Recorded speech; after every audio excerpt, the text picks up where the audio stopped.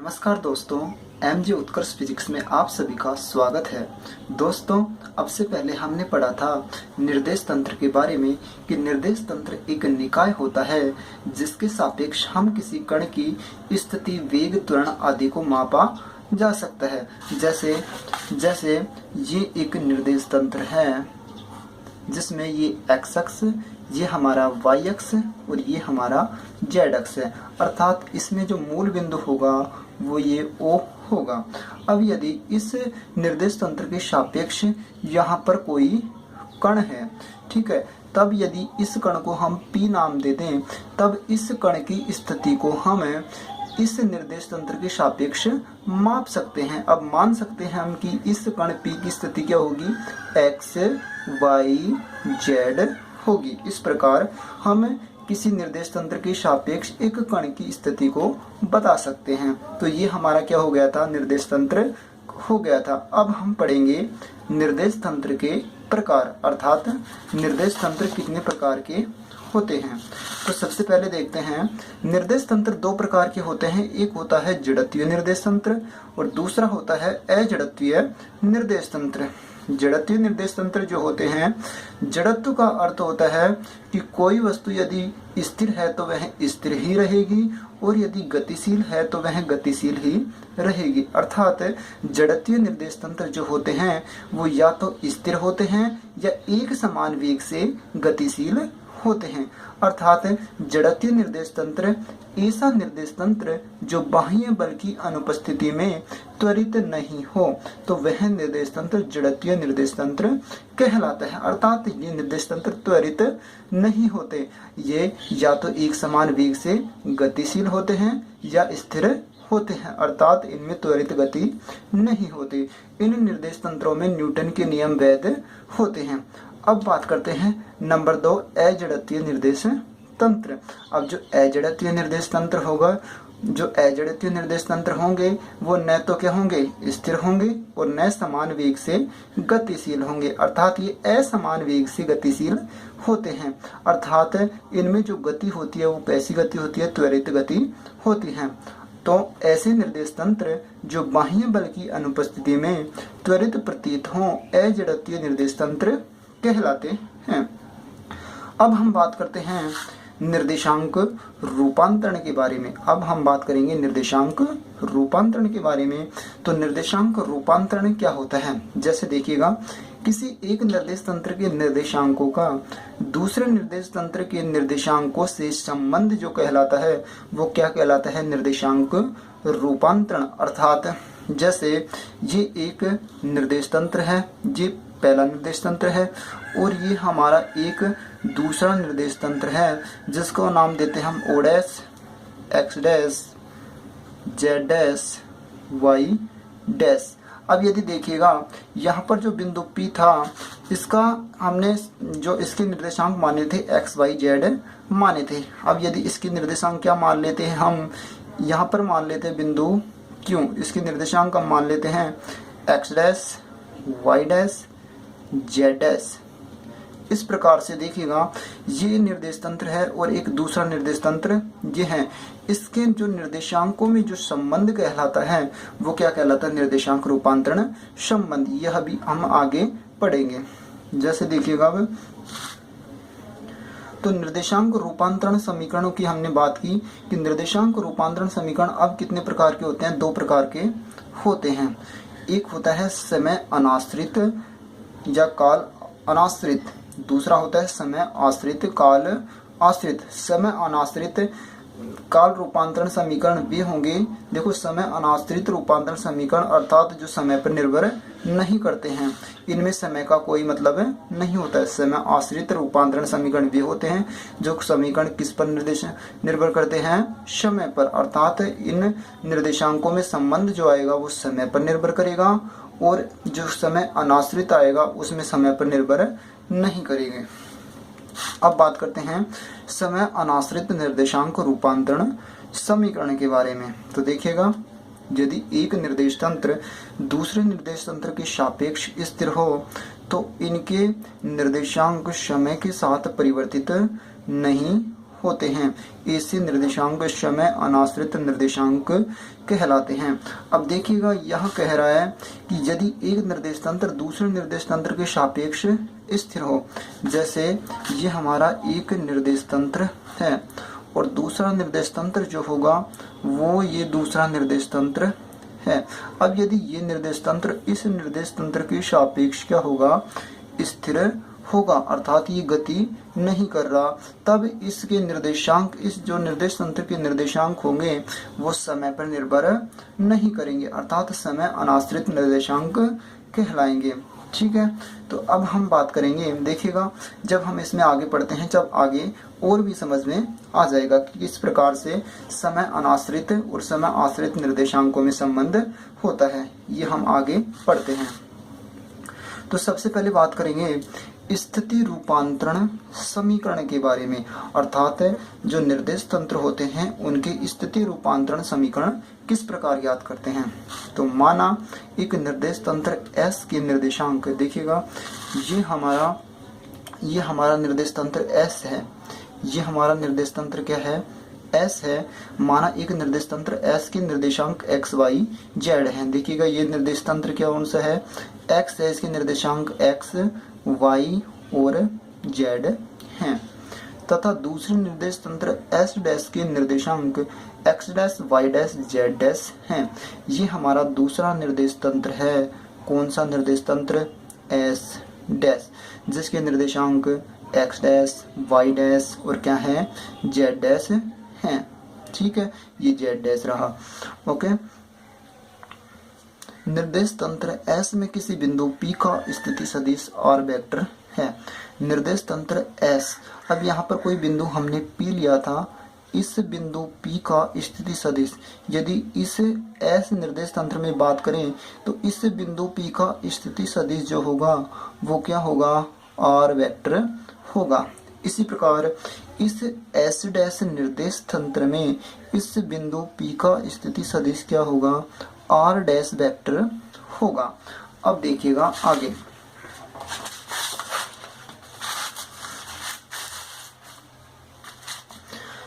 त्रिभुज O dash P पर सदिश संयोजन के त्रिभुज नियम से। अब यहाँ पर हमारे पास जो त्रिभुज है, कौन सा त्रिभुज है, यहाँ पर एक त्रिभुज बन रहा है, ये वाला त्रिभुज। देखिएगा यहाँ पर एक स्थिति सदिश ये है, एक स्थिति सदिश ये है और एक पूरा स्थिति सदिश ये है, तब यहाँ पर एक त्रिभुज बनता है और इस त्रिभुज में हम एक नियम लगाते हैं जिसे त्रिभुज नियम बोलते हैं या त्रिभुज का सदिश नियम बोलते हैं। तो उस नियम के अनुसार ये जो स्थिति सदिश होगा R वेक्टर, ये जो स्थिति सदिश होगा कौन सा, R वेक्टर, ये इक्वल्स होता है किसके, इस R नोट वेक्टर के और इस R डैश वेक्टर के योग के बराबर होता है। अर्थात R वेक्टर होगा R note vector plus R dash vector. अब हम इसको पक्षांतरण रूप में लिखकर कैसे लिख सकते हैं, देखो इसका पक्षांतरण करते हैं तो इसे हम इस प्रकार से लिखेंगे, R vector minus R note vector बराबर R डैश वेक्टर। उस समीकरण का हमने क्या कर दिया, पक्षांतरण कर दिया। अब देखिएगा ये हमारा आ गया स्थिति का रूपांतरण सदिश। अब इसे निर्देश तंत्र में जैसे x, y और z अक्षों के लिए किस प्रकार से लिखते हैं, R वेक्टर के लिए आएगा x R dash vector, sorry यहाँ से हम क्या निकालेंगे, R डैश वेक्टर, जब x डैश वेक्टर आएगा तो इसको आएगा x vector minus x naught vector आ जाएगा। ओके, यहाँ से देखो R डैश वेक्टर के लिए हम क्या ले लेंगे, x डैश वेक्टर ले लेंगे, R वेक्टर के लिए क्या ले लेंगे, x vector, minus R note vector के लिए क्या ले लेंगे, माइनस x नोट वेक्टर। इस प्रकार एक एक निर्देशांक को हम लिखते जाएंगे। इसी प्रकार y डैश वेक्टर बराबर y vector minus y naught vector, z dash vector is equals to z vector minus z naught vector. इस प्रकार से हमारे ये जो x dash y dash z dash जो आए ये s डैश निर्देश तंत्र के क्या आ गए, निर्देशांक आ गए। और ये जो निर्देशांक हैं ये किस में हैं, एस निर्देश तंत्र के निर्देशांक। इस प्रकार हमने एस निर्देश तंत्र और एस डैश निर्देश तंत्र के क्या निकाला, स्थिति रूपांतरण समीकरण हमने निकाल लिए। अब देखते हैं वेग के रूपांतरण समीकरण। अब देखिएगा समीकरण 1 हमने ये निकाली थी, इस समीकरण 1 का टी के सापेक्ष अवकलन करने पर, अर्थात इस समीकरण का टी के सापेक्ष अवकलन करेंगे तब D R dash vector upon D T equal to D R vector upon D T minus जो आएगा वो क्या आएगा, 0 आएगा।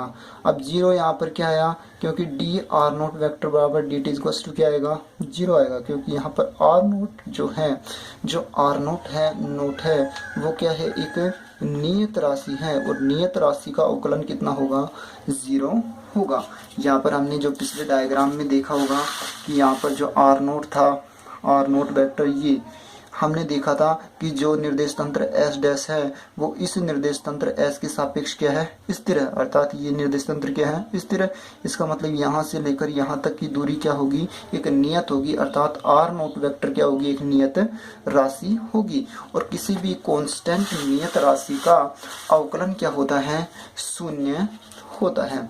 ठीक है, अब देखिएगा D R vector upon D T को हम लिख सकते हैं V dash vector equals to D R vector upon D T को हम लिख सकते हैं वी वेक्टर, क्योंकि स्थिति समय के सापेक्ष स्थिति में परिवर्तन क्या कहलाता है, वेग कहलाता है, इसलिए V dash vector equals to V vector.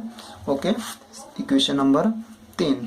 अब हम इसको निर्देशांक के रूप में कैसे लिखेंगे, एक्स वाई जेड निर्देशांक के लिए इस प्रकार से लिख सकते हैं कि वी एक्स डैश बराबर V X vector, V Y dash vector बराबर V Y vector, V Z vector बराबर वी जेड वैक्टर। इस प्रकार अलग अलग निर्देशांकों के लिए हम वेग के रूपांतरण समीकरण लिख सकते हैं।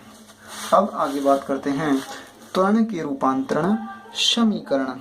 देखिएगा, अब त्वरण के रूपांतरण समीकरण को जो हमने पहले निकाला वही समीकरण हमें क्या आएंगे, आगे काम आएंगे। अब हम जानते हैं वेग में परिवर्तन की दर क्या होती है, त्वरण कहलाती है। अर्थात अब हम क्या करेंगे, जो हमारे पास समीकरण नंबर 3 आई, इसका किसके सापेक्ष अवकलन कर देंगे, टी के सापेक्ष अवकलन कर देंगे। जो समीकरण नंबर 3 आई, इसका किसके सापेक्ष अवकलन कर देंगे, टी के सापेक्ष अवकलन कर देंगे। तब D V dash upon D T equal to D V upon D T, हमने दोनों तरफ टी के सापेक्ष अवकलन कर दिया। हम जानते हैं वेग में परिवर्तन की दर क्या कहलाती है, त्वरण, इसलिए A dash vector is equal to A vector. तब अलग अलग निर्देशांकों के लिए त्वरण के रूपांतरण जो समीकरण आएंगे वो आएंगे A X dash vector is equal to A X vector, A Y dash vector is equal to A Y vector, A Z dash vector is equal to A Z vector. ये हमारा इक्वेशन नंबर कौन सा आ गया, 6 आ गया। अब हम देखते हैं यदि यहाँ पर f इज इक्वल टू हम क्या मान लें, 0 मान ले, अर्थात जैसे ये हमारा कोई निर्देश तंत्र है, यहाँ पर हमारे पास कोई कण है या कोई वस्तु है। अब यदि इस पर जो ये जो कण है इस पर यदि f इज इक्वल टू क्या हो, 0 हो, तब देखना m, अब यदि यहाँ पर f इज इक्वल टू हम क्या ले लें, 0 ले लें, तब आपको हमारी समीकरण नंबर 5 दिख रही होगी। अब इस समीकरण 5 को दोनों तरफ किससे गुणा कर दें, m से गुणा कर दें, तब आएगा M A dash equals to M A vector. तो देखा, सॉरी एम ए, इसलिए M A dash is equals to क्या आएगा, एम ए आएगा। और आप जानते हैं f इज इक्वल्स टू क्या होता है, एम ए होता है, इसलिए M A dash is equals to M A, और हमने f बराबर क्या मान लिया, 0, अर्थात M A is equals to क्या हो जाएगा, 0। अब देखना ए डैश होता है D V dash upon D T लिख सकते हैं, और ए को हम क्या लिख सकते हैं, D V over D T is equals to M D V over D T is equals to 0। दोनों तरफ से m क्या हो जाएगा, कैंसिल हो जाएगा। अब D V over D T is equals to D over D T is equals to क्या आ गया, 0 आ गया। अर्थात देखिएगा जो वेग में परिवर्तन जो आया वो क्या आया, 0 आया, अर्थात वेग में कुछ भी परिवर्तन नहीं हो रहा है। इसका मतलब वेग क्या होगा, एक नियत राशि होगी, अर्थात हम लिख सकते हैं v dash is equals to v is equals to constant, एक नियत राशि है, अर्थात वेग में कोई भी परिवर्तन नहीं होगा। इसका मतलब क्या हुआ कि ये हमारे पास कोई निर्देश तंत्र है, यहाँ पर कोई कण है और यदि इस कण पर बाह्य बल नहीं लग रहा है, अर्थात ये बाह्य बल की अनुपस्थिति में ये कोई कण है, तब इस कण का वेग जो होता है वो क्या होता है, नियत होता है, कांस्टेंट होता है। ठीक है, अर्थात देखिएगा हम क्या कह सकते हैं, हम कह सकते हैं कि बाह्य बल की अनुपस्थिति में दोनों निर्देश तंत्रों के वेग समय के सापेक्ष परिवर्तित नहीं होते हैं, अतः समय अनाश्रित निर्देश तंत्र जड़त्वीय निर्देश तंत्र होते हैं। इसका मतलब हम कह सकते हैं कि समय अनाश्रित निर्देश तंत्र क्या होंगे, जड़त्वीय निर्देश तंत्र होंगे, अर्थात ये क्या होंगे, या तो स्थिर होंगे या एक समान वेग से गतिशील होंगे। देखिएगा जब निर्देश तंत्र स्थिर होंगे, स्थिर का मतलब एक जगह स्थिर, इसका मतलब v क्या आएगा, 0 आएगा, और यदि नियत वेग से गतिशील होंगे, इसका मतलब v क्या आएगा, कांस्टेंट आएगा।